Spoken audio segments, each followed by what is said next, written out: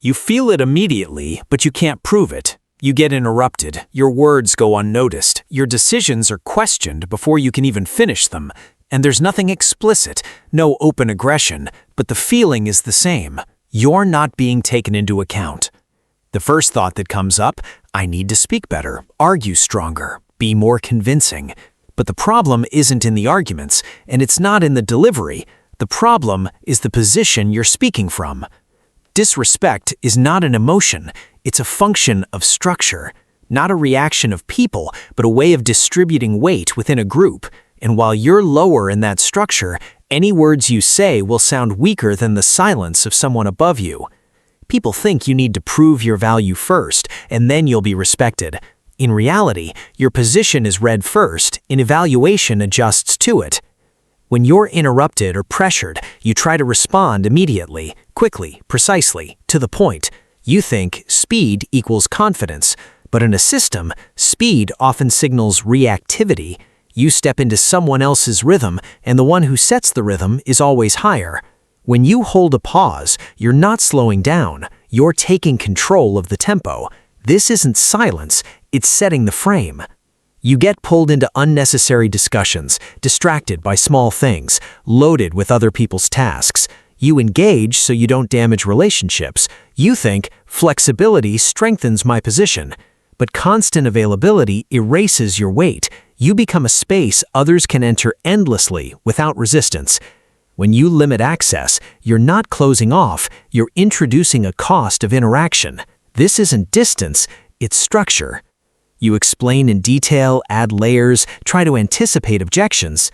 You think clarity will remove doubt, but excess explanation sounds like defense, and the one who defends is the one who isn't certain of their right to speak.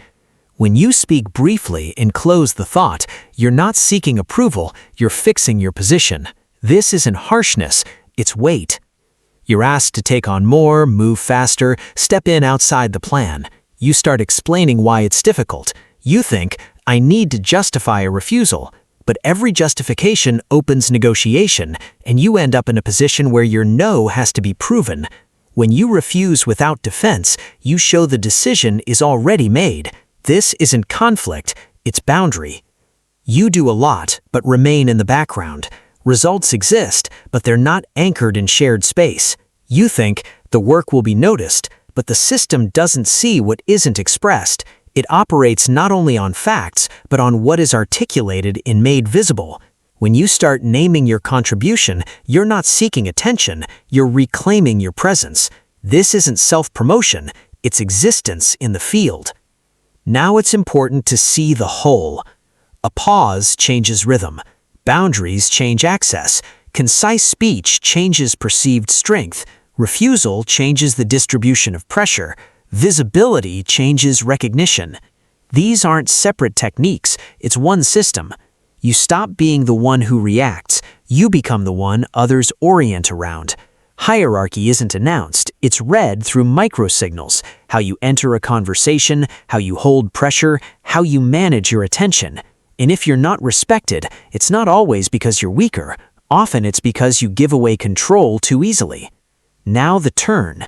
This isn't about playing a role or becoming rigid, and it's not about pushing back aggressively. It's about stopping the automatic entry into other people's scripts. Start noticing where you rush unnecessarily, where you explain when a statement is enough, where you agree just to avoid tension, where you stay invisible despite carrying the main weight. Stop confusing politeness with concession and openness with lack of boundaries. The world won't change. Teams won't become equal. People won't start respecting by default. But you can change how you're read. And at that moment, a shift happens. Not loud, not performative, but fundamental. You stop being the one who reacts. You become the one others orient around. And then something returns that wasn't taken from you with words: control.